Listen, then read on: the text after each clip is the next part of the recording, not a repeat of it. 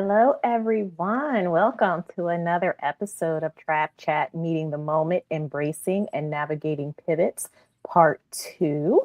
I am joined today by Anna Ettin, the co founder of Tapestry Partner Solutions. She is a workforce strategy advisor focused on helping leaders anticipate generational risk, leadership pipelines, and knowledge transfer pressure points in their organization. She also helps them design ERG infrastructure. And she is a mom, an artist, a lover of books and being by the water. And I heard that she is a master at card and board games with the kids. Do you win or no? Sometimes. Depends on the game. Yeah. Okay. Coming to us from North Carolina. Welcome, Anna. Thank you so much. It's great to be here. I'm so excited to chat with you today. Great to have you. We have a lot to cover because you have an impressive career. So we're going to jump right in. You spent nearly 2 decades at Bank of America and then 5 years scaling Amazon's ERG infrastructure. When Amazon mandated a return to office, you jumped before you got, as you said, pushed off the ledge. That leap from intrapreneur, as you describe it, to entrepreneur isn't just a career move. It's a complete rewiring of how you operate and how you define security. What did you have to unlearn from 2 decades inside large institutions to build something that was truly yours? So many things. And I am definitely still discovering things that I need to unlearn. I think there are things that are so ingrained that you just don't realize after working in certain environments for a long period of time. And so I had to learn how to be my own best boss. And I'm still learning that. The notion that constantly being depleted also meant that I was doing very important work was something that I needed to really think deeply around and unpack. And corporate environments, I work for 2 global fast-paced organizations, and there can be some real conditioning around potentially a false sense of urgency. Now, granted, there are some roles where there's a true sense of urgency, but in most, there is not a sort of life or limb risk, right? And what I might think our healthcare providers are doing or our first responders are doing. And so there's this corporate false urgency that gets people overextended, that ties value to how much I'm producing, what is my output. And so becoming an entrepreneur, it was very easy to recreate that for myself. And I had someone very wise warn me about that early on in my entrepreneurship. And so I didn't want to build something that just reproduced the same patterns that burned me out and I'll reinforce that for myself. So a lot of the transition has been becoming a better keeper, a steward of my own energy, my time, my creativity, my attention, and just recreating a healthier relationship with myself, with work, with my family, all of that. I love it. And that's a great segue to my next question, because you shared with me that you navigated corporate burnout, a late ADHD diagnosis, and single motherhood simultaneously. And that's a lot. Like you just said, we feel like we're succeeding when we have a lot to get done during the day. So each of those moments, though, they required you to trust your own read of a situation over what everyone and everything around you was telling you. How do you know when to trust yourself over the systems you're operating within?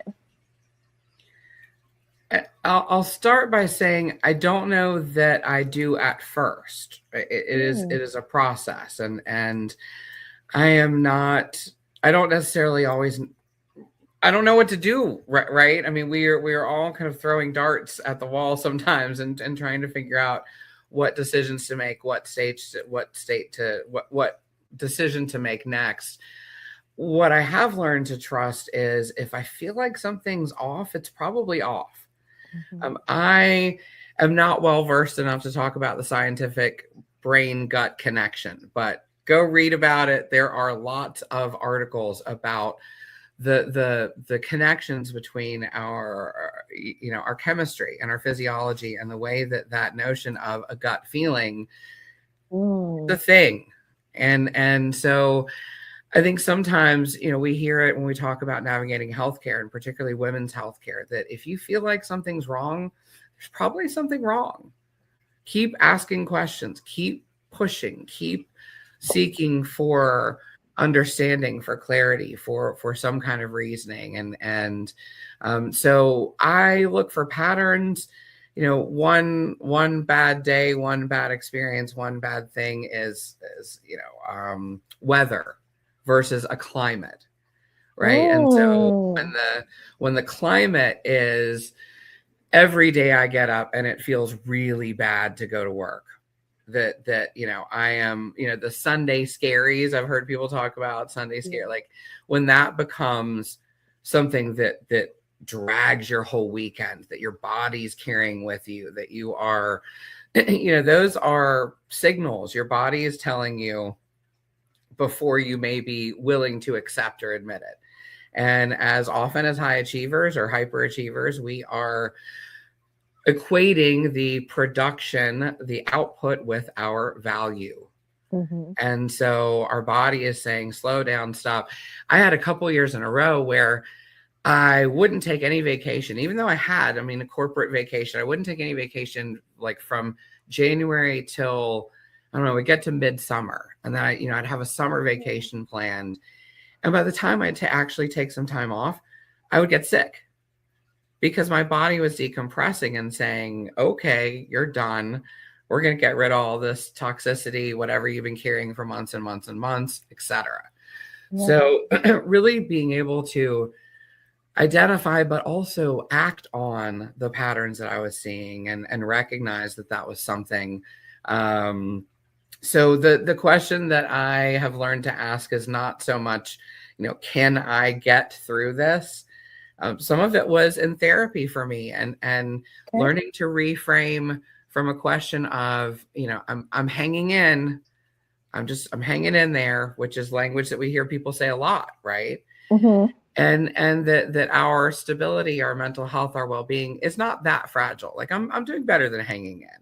I'm doing well, but is this situation, whether it is work, family, relationship, is this situation something that is helping me grow and be the best version of myself? Or can I survive this? What's it costing me to continue is really the question that I've started to ask, is what this is costing me to stay in this environment, relationship, whatever it may be, more than it's worth. And so there's some discomfort that we know helps you grow, right? Those moments of discomfort can really be the moments where we can stretch and push the boundaries, our own mental boundaries, our physical boundaries, right? You challenge yourself in the gym, and you lift, maybe you've been lifting 12-pound weights and you grab a 15 the next time, right? You those moments of discomfort help us grow, but sometimes that discomfort is a signal that something is really wrong. I love that. I got to put a pin in something that you said. I had never heard it expressed that way. Is it weather or is it the climate? And woo, I've never heard that before, but that's something that I need to think about before I crash out.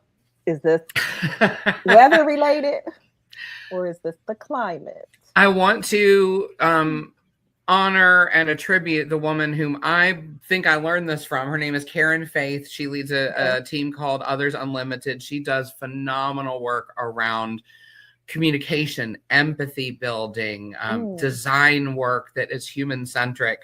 Okay. She is an ethnographer by trade. So shout out Karen Faith. Yeah, absolutely. All right. Thank you. Another great segue to relationships. You co-founded Tapestry Partner Solutions with a friend / former Bank of America colleague. What have the professional pivots of the last decade taught you about which relationships are built to travel? And how does that inform the way you show up for, say, an ERG leader or an executive that you work with today?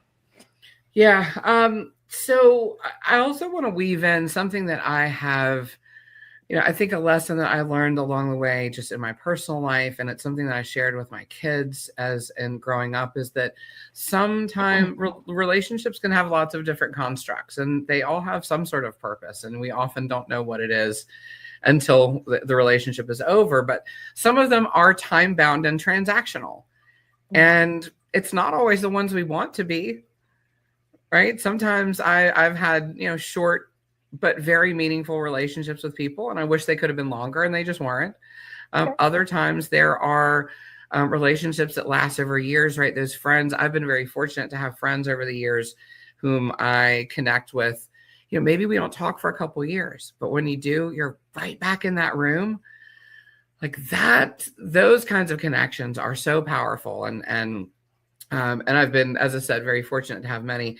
From a professional perspective, they are often relationships that are forged in challenge, that are found in, we are working on a hard project together. We have a business goal to achieve together that is really difficult. Or sometimes we have a boss that we are working for that's not great. And we have a shared experience in, working with someone that is not pleasant to work for in whatever reason. And so sometimes those relationships are forged in the workplace through those shared experiences. And those then build trust. You see how someone works, you see how they think, you see how they operate. That's for my co-founder, Monica, and I.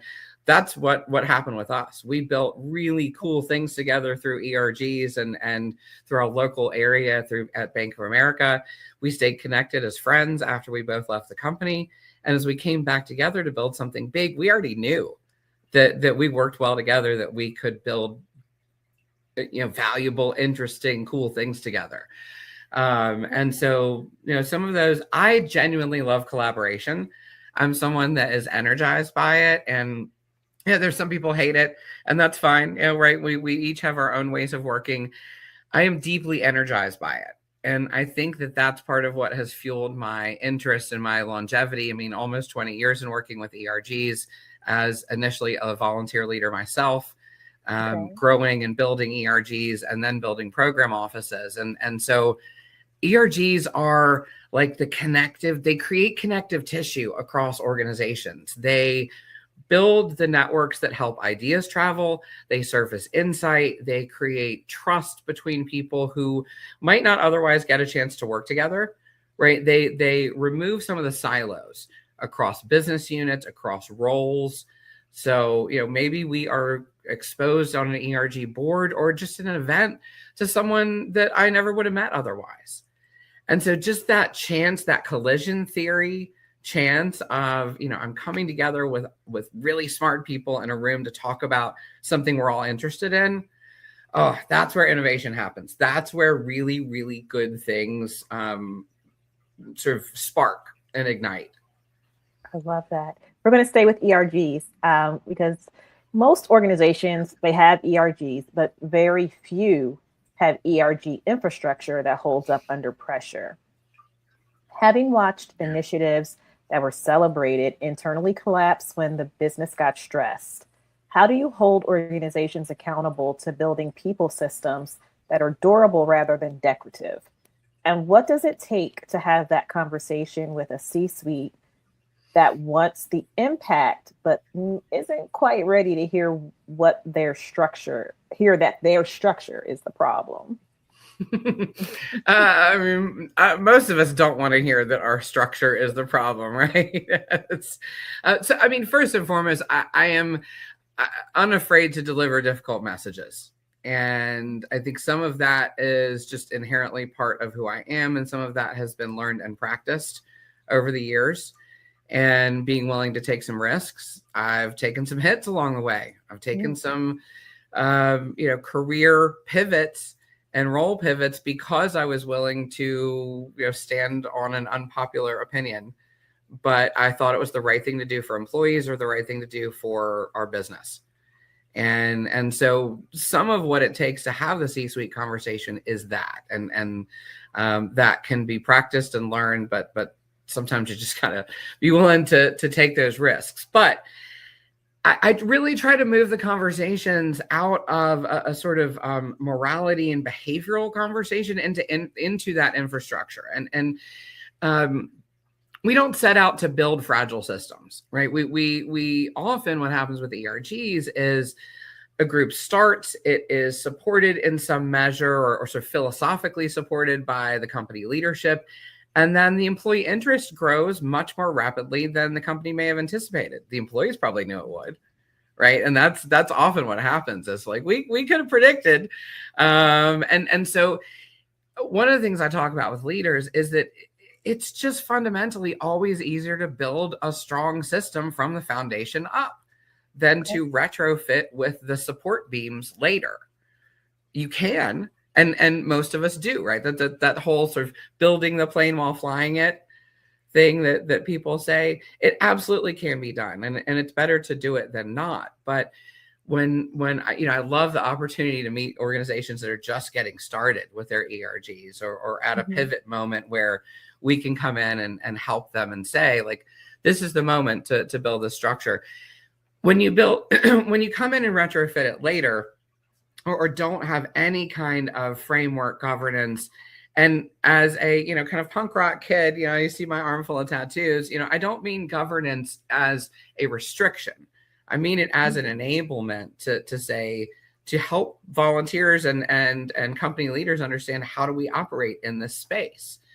And so it's a heavier lift when you're coming back later and asking people to change things, whether that is decision-making processes, their leadership behaviors, accountability structures, sometimes long-held, organizational norms that need to shift. There's heavy change management around that requires trust, and it creates tension, right? We know change management creates some strain. And in times of uncertainty, that is the worst kind of strain that you want is a people strain, is more people strain, right? And so those are the moments where organizations often need that, they understand that they need that infrastructure. And so trust is often hardest to build in the moment that you need it the most. There is a phrase, something like, and I don't know where it's from, so I have no attribute. I'm so sorry about this, but when a man is drowning is not the moment to teach him to swim. Oh, yeah, I've heard that. Right? It is like when your employee culture is stressed, struggling, your leaves of absence are up, your attrition is up, your metrics are down, your engagement is down, your satisfaction is down. Like, that's not the moment to then go, we're going to change a bunch of things. Right? Like, that's the hardest time to do that. So, explicitly around ERGs, but I do this work from, as you mentioned in the intro, from a business continuity and organizational longevity perspective. When we think about knowledge transfer, what happens, what falls apart when your ERG leader leaves? Everything. Right. And so we think about that from the ERG and also from the organization as well. Where are those roles that, somebody's holding 20 years of institutional knowledge that you haven't mapped out into an SOP or into a business document? That person retires, you are truly rebuilding from the ground up. And so, ERGs, it's so easy. And I say easy, I'm not being flippant about it, but it does not have to be complex to build a foundational level of framework that allows your ERGs to operate sustainably, that doesn't rely on one leader or two leaders, or you and I don't have to lead this group for the next 10 years for there to be a group, right? It cannot be. Sustainable systems are not reliant upon a single person or a single volunteer. They can't be.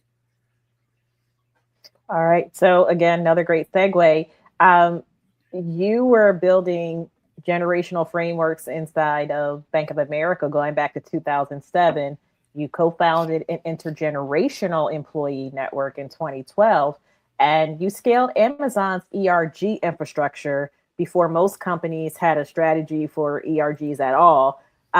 We know what's going on with ERGs, with DEI. It's kind of become a trend or a let's just do this. Oh, we have one person who is, you know, identifies differently. So let's start an ERG for this group. Well, you don't have a group, you have a person, but how Yeah. do you stay proactive when the market keeps treating your life's work like it's just a trend? Oof. So I have so many thoughts. Share them, um, please. yeah. I mean, people will continue to need what they need. Communities that are Mm-hmm. underserved are still underserved. And so right now there's some language that people are avoiding for very good reasons. Mm-hmm. And we're watching the political and economic cycles, and we've seen a lot of shift in the words that are used to refer to people work, and what ultimately is about human beings treating each other with dignity, respect, value, connection. And so as the daughter of an English professor, I find myself really conflicted. I often tell leaders, don't get hung up on the language. Mm. Like, the words matter, but also that's not the proverbial hill to die on. And so, if there is language that is better aligned with your organization's goals, directions, whatever it may be, that still allows us to do the people work that matters, to build interconnected employee communities and infrastructures that again surface insights, that innovate, that connect people across the silos, that help them really feel connected to the company in some meaningful way. I mean, that's the thing I say, back to the senior leader conversation. Why would you not want to support your most engaged employees?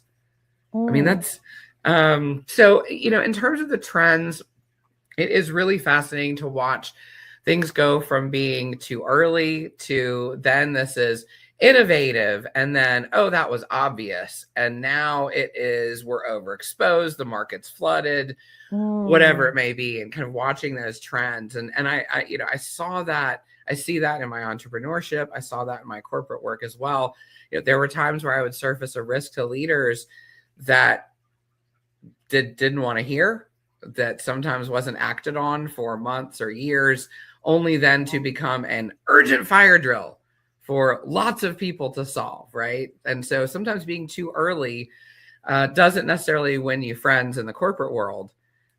It could or should, but depends on the way you approach those risks. And so I try to, again, focus on the underlying human dynamics and needs and the systems that are connecting those, rather than the buzzwords. It's the structural patterns. And so, I started those generational workforce shifts conversations because I could see the technology, the collisions that were going to happen, and already were happening, between technology, leadership expectations, the demographics, institutional trust, et cetera. So I know that's a little in a couple of different directions, but that sparks a lot of ideas. And thank you for that great question. No, you definitely you definitely like queued up my next question because you just named all of the things. ERG leaders are burning out, DEI infrastructure is being dismantled in real time, and organizations that spent the last 5 years, going on 6 years, building belonging are now quietly walking it back. You lived inside of large, complex systems long enough to know the difference between a moment of stress and what you have called a structural failure. Yeah. For an ERG leader, a DEIB practitioner, or the people leader who's just trying to figure out what is still worth fighting for, what does meeting this moment require of them?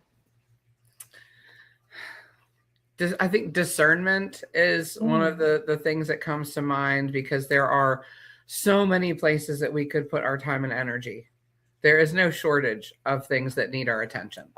Yeah. And so, figuring out how and where you can get traction. I sometimes talk in my own entrepreneurship about putting all irons in all fires, because I don't know which one's going to strike. That's not necessarily sustainable, though. And so, often ERGs are addressing gaps in organizations. An ERG is creating a leadership development program to, specifically support their membership base, because their members didn't find those opportunities within the company otherwise. And so where does that work then go? And that's where I really work with organizations on how do we close that gap from an organizational perspective, where the ERGs, the DEI practitioners, become the advisors that are deeply knowledgeable and trusted about experience, and that can help inform closing some of those organizational gaps. I mean, people still need trust. The organization still needs retention. The innovation, I talked about how much I believe innovation requires connection, and our organizations need insight into the workforce. And so I think whether you are, an ERG leader and, as an add-on to the incredible day job you're already doing, whether you're someone is, in an HR role or a DEIB role, really picking and choosing where the energy and time is spent is going to be critical, because there is, there's no shortage of things that need our attention. And I think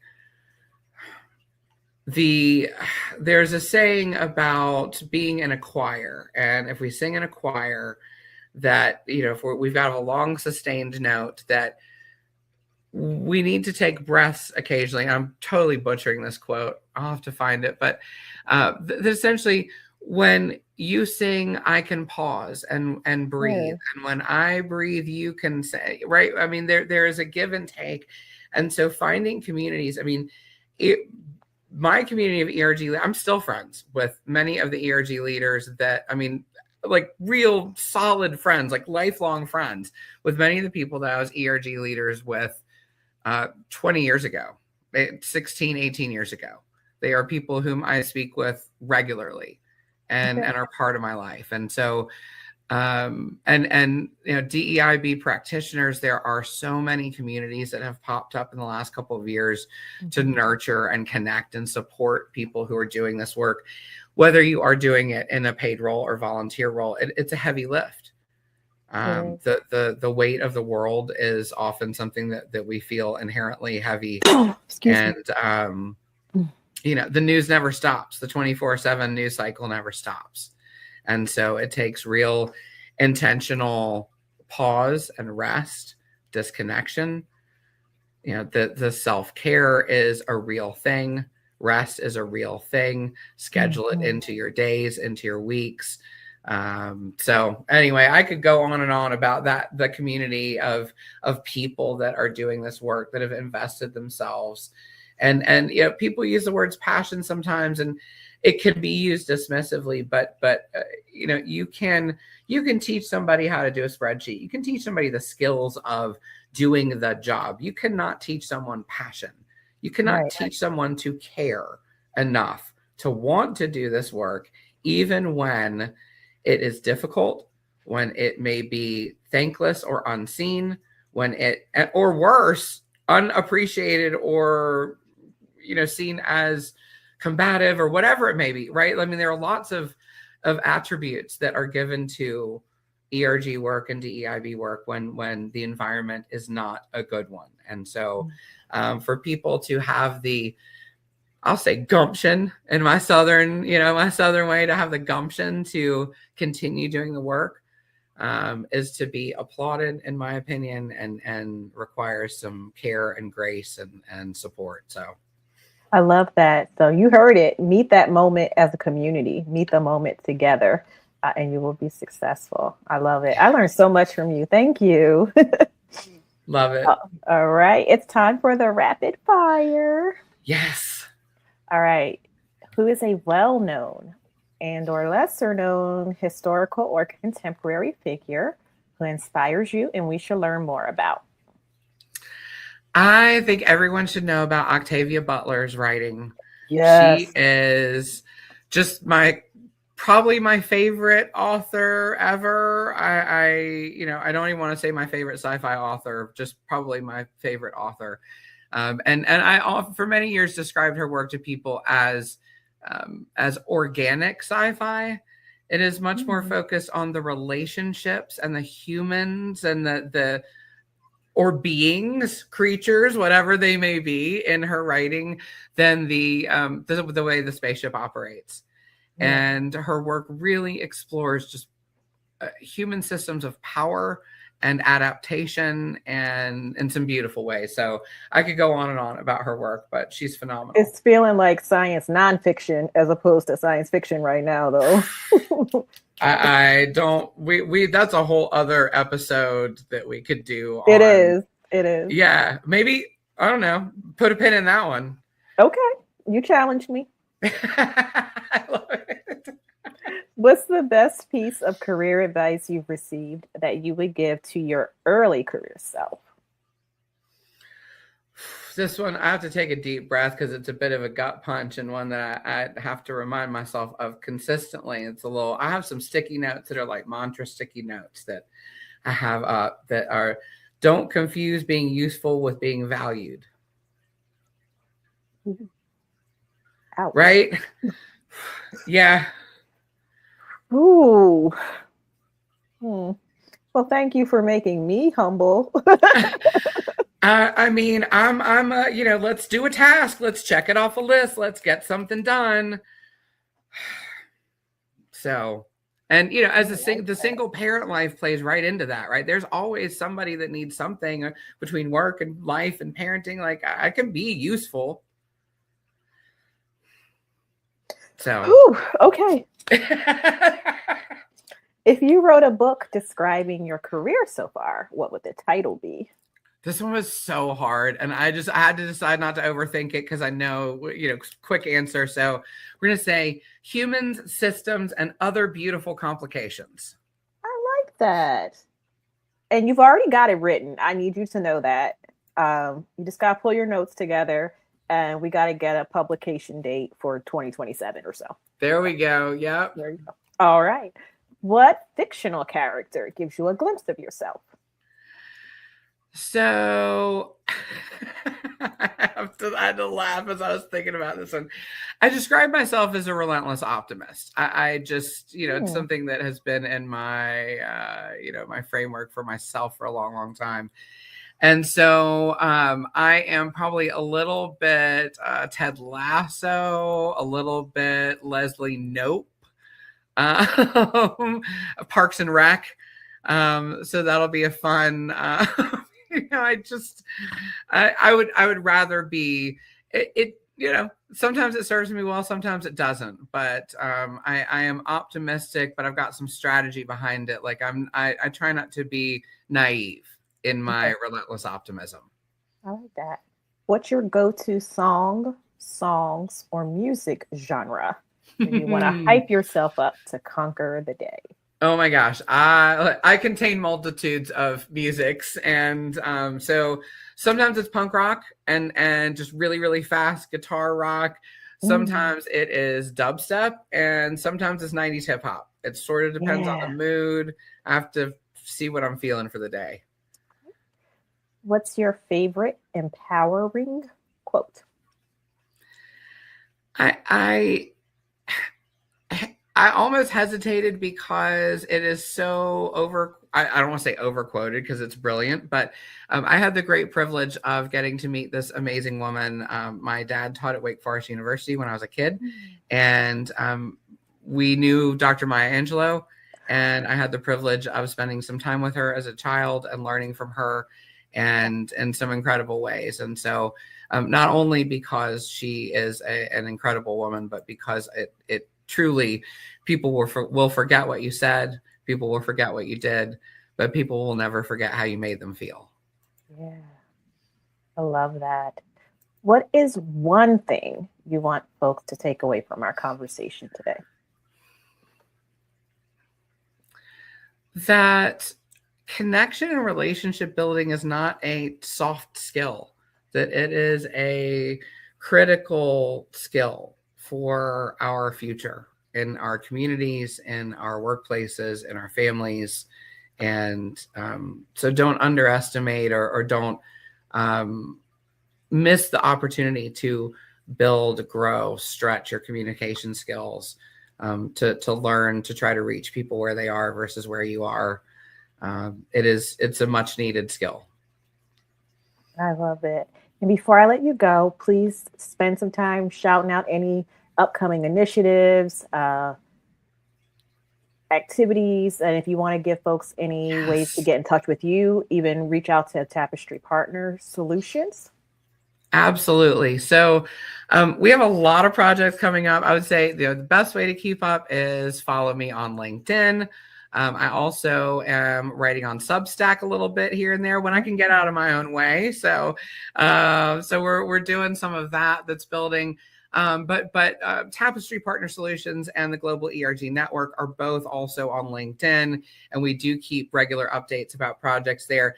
From a ERG perspective, we have just wrapped up our annual awards applications. And so we will have announcements in August about those award recipients. And we encourage anyone who is involved in ERG, an inclusion council, an executive sponsor, keep an eye on these awards. Join us next year, but also join us in November, Charlotte, North Carolina. We are going to be joining for 2 days.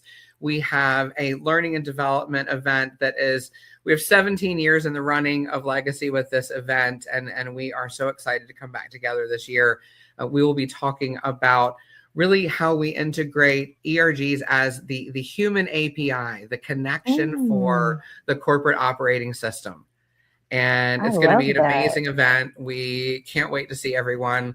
What else we have going on from a generational and risk knowledge perspective? I've got some really exciting things coming out over the summer that will focus on how we figure out where those risk points are in our organizations, where that institutional knowledge lives that has not been captured, where our roles are that are going to be incredibly hard to fill in the coming years, and how we really set ourselves up for success, both to support our Gen Z amazing employees coming into the workforce, my kids, many of your kids that are ready to come and join us. And so I'm very excited to share that with everybody coming this summer. So a lot of different things that we're working on. All right. Make sure you follow Anna and Tapestry Partner Solutions, and tell me the name of Jen. Yeah, Jen, Global ERG Network. Yes. Okay. Global ERG Network, Jen. GEN. Gotcha. All right. Yeah. And then thank you so much for being here today, for sharing your insights. I learned so much. Got a couple times to rethink my life and get it together.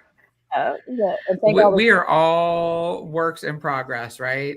Truly. Yes. Yes. And thank you for joining another episode of Meeting the Moment, Navigating and Embracing Pivots. We're not done yet. I know this is episode 13, but we still got a few more to go to close out this series and this amazing Mental Health Awareness Month. Thanks, everyone.